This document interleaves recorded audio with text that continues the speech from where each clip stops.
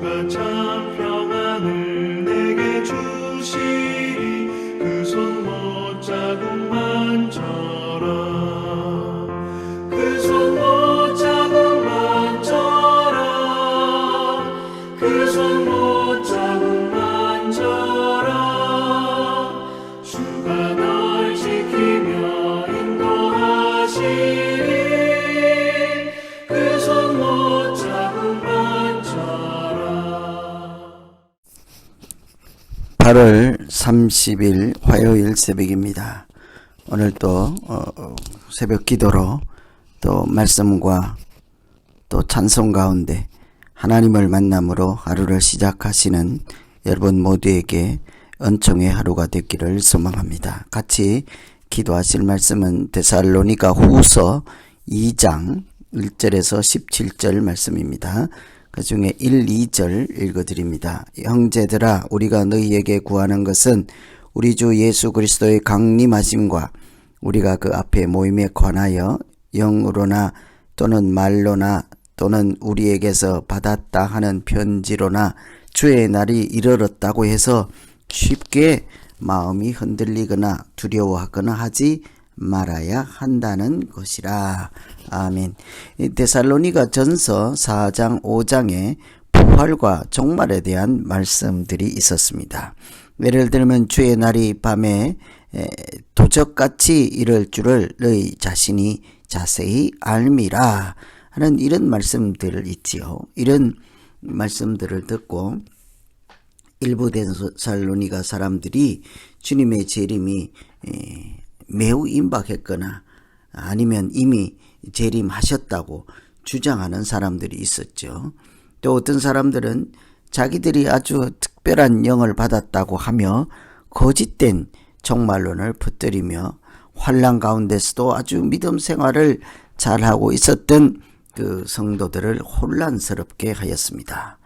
이런 상황을 전해 듣고 사도 바울은 데살로니가 후서를 통해 그 어떤 말이나 능력이나 권세를 받았다 하더라도 주께서 주신 말씀 이외의 것을 가지고 거짓된 종말론을 말하는 자들을 믿지 말고 믿음에 더욱 굳게 설 것을 권면하였습니다.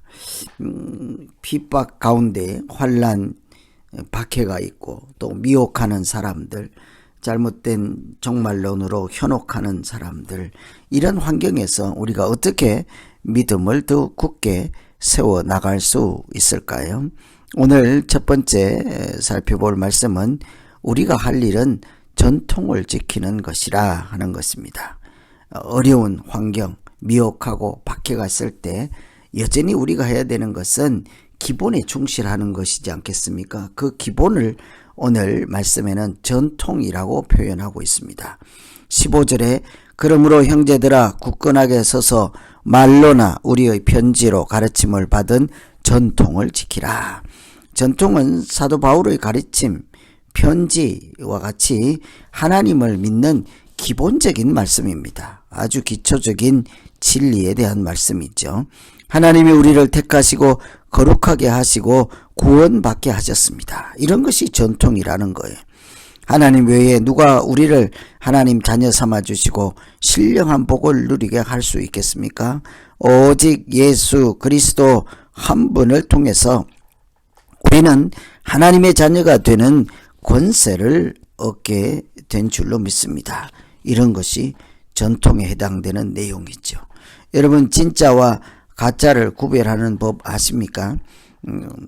은행에서 진짜 돈과 가짜 돈을 구별할 때도 마찬가지죠. 가짜를 구별해내는 방법이 있습니다.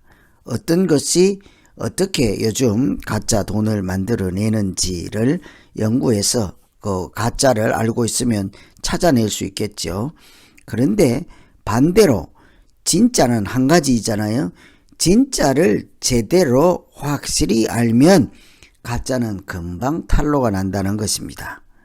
어떤 것이 쉽겠습니까? 가짜는 계속 여러 종류가 나오면 계속 공부해야 되겠죠.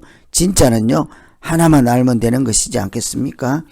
진짜를 알면 가짜는 얼마든지 구별해낼 수 있는 것처럼 우리가 하나님의 말씀에 집중하고 무엇이 진리인지를 제대로만 알고 있다면 미혹에 넘어갈 수가 없는 것입니다. 가짜에 흔들릴 리가 없는 것이죠.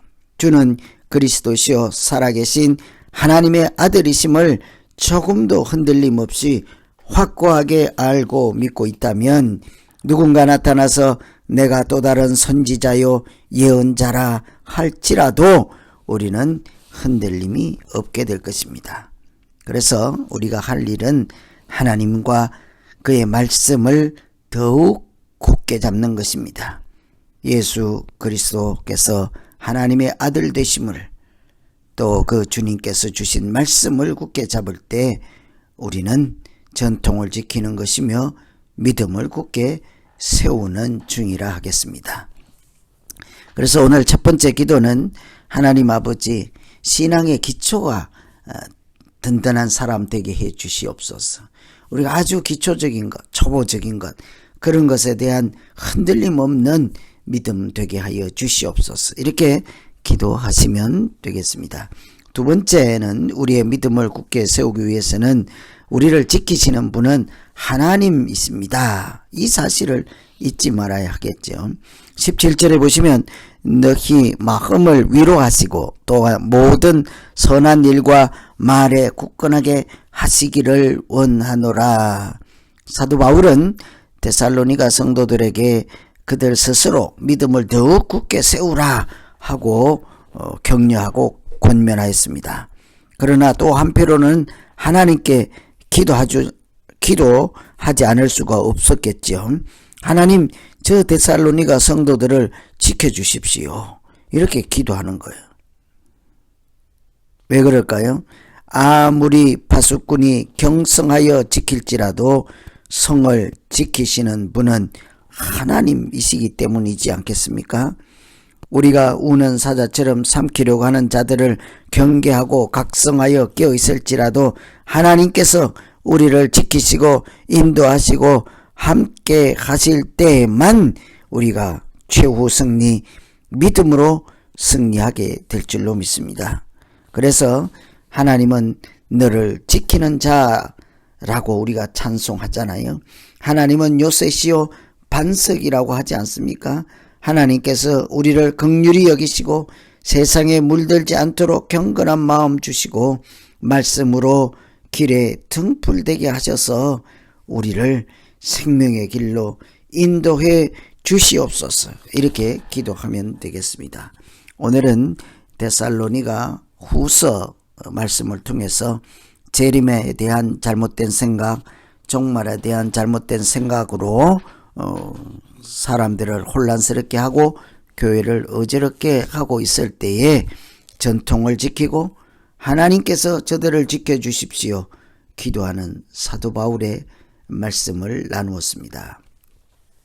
우리 이제 다 같이 전통을 지키라 하는 말씀과 우리를 지키시는 분은 하나님이시라는 이 두 가지 사실을 붙잡고 우리 각자 자기를 위해서 기도하겠습니다.